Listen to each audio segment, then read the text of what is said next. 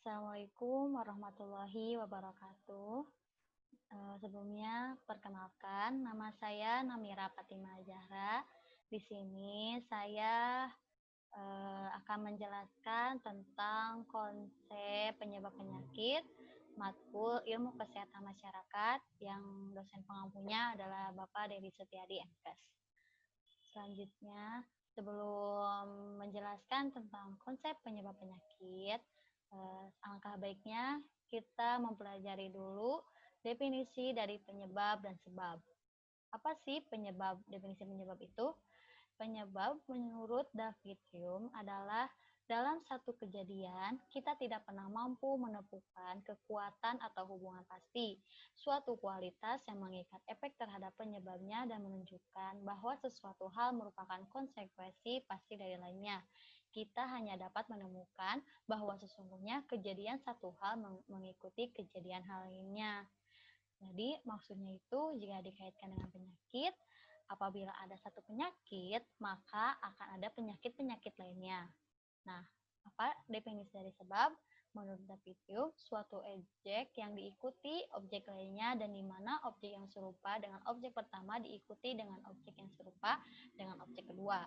Dengan kata lain, jika objek pertama tidak ada, maka objek kedua tidak akan pernah muncul.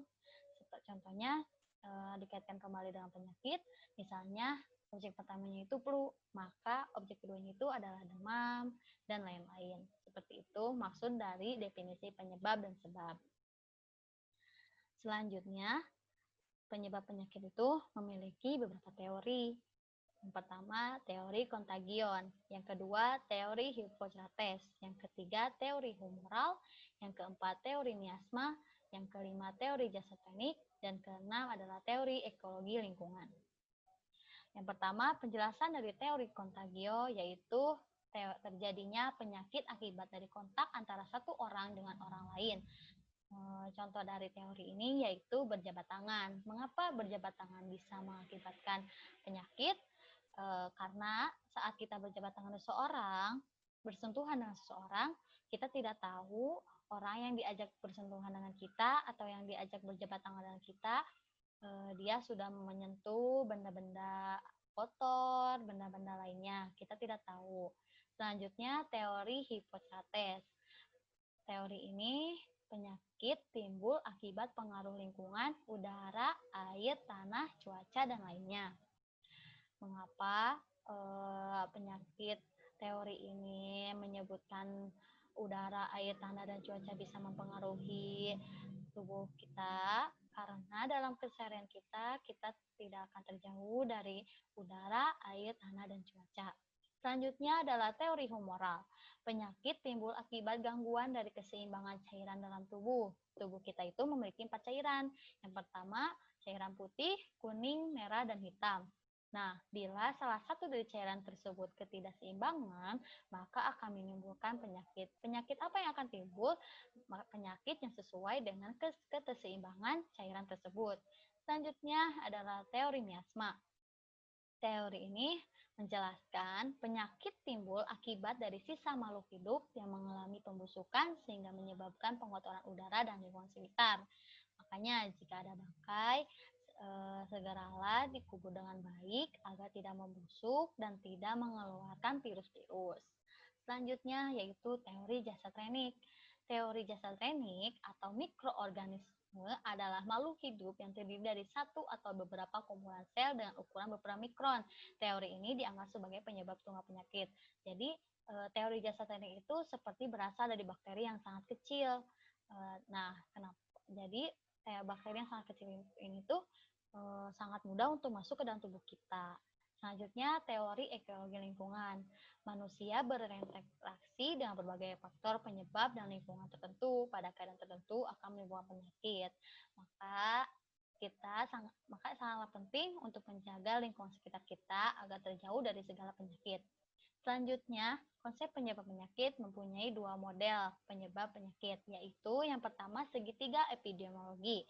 Nah, segitiga epidemiologi tersebut memiliki tiga konsep. Yang pertama adalah host manusia. Definisi dari host manusia adalah peluang terjadinya paparan ini dipengaruhi oleh kontak antar manusia. Kembali lagi kepada teori yang sebelumnya.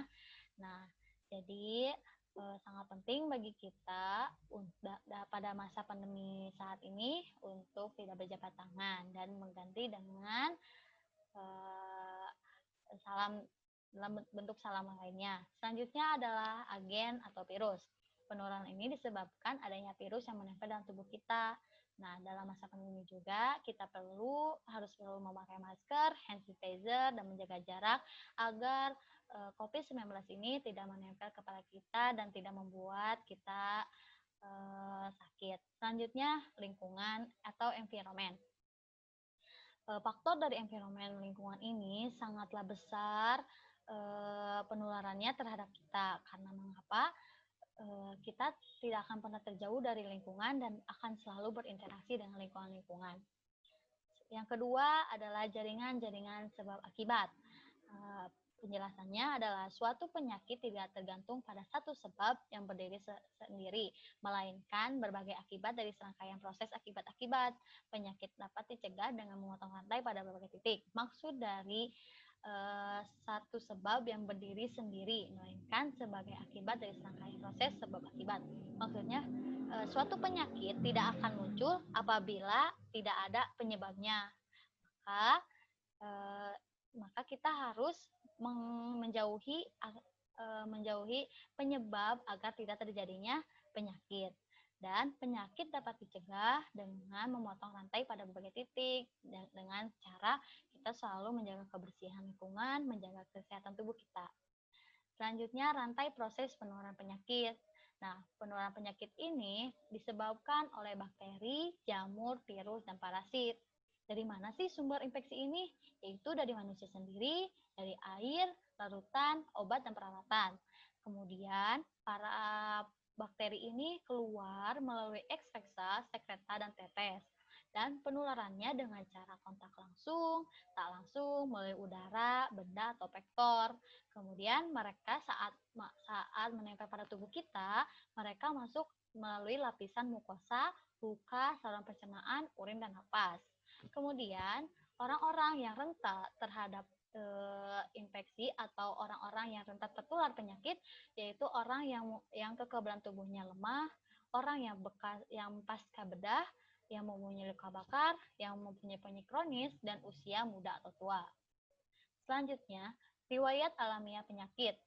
Definisi pertama, riwayat alamiah penyakit, natural history of disease, adalah deskripsi tentang perjalanan waktu dan perkembangan penyakit pada individu, dimulai sejak terjadi paparan dengan agen kasual hingga terjadinya akibat penyakit, seperti kesembuhan atau kematian tanpa tererupsi oleh suatu interaksi preventif maupun terapeutik. Jadi, riwayat alamiah penyakit itu menjelaskan bagaimana awal mula si penyakit ini menempel pada kita sehingga menimbulkan penyakit di dalam tubuh kita. Selanjutnya, riwayat alamiah penyakit adalah deskripsi perkembangan penyakit pada individu yang terjadi secara alami tanpa adanya interaksi secara sengaja yang dilakukan oleh manusia. Nah, selanjutnya, riwayat alamiah penyakit merupakan salah satu elemen utama epidemiologi deskriptif. Riwayat alamiah penyakit juga perlu dipelajari. Mengapa kita harus mempelajari riwayat alamiah penyakit? Karena dengan kita mengetahui riwayat alamiah suatu penyakit, kita dapat menemukan upaya pengendalian dan pencegahan penyakit tersebut dengan tepat. Jadi intinya, kita harus selalu menjaga kesehatan tubuh kita untuk terhindar dari berbagai penyakit dan selalu memakan makanan yang bergizi dan sehat.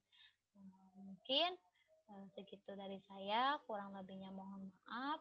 Wabillahi taufiq wal hidayah. Wassalamualaikum warahmatullahi wabarakatuh.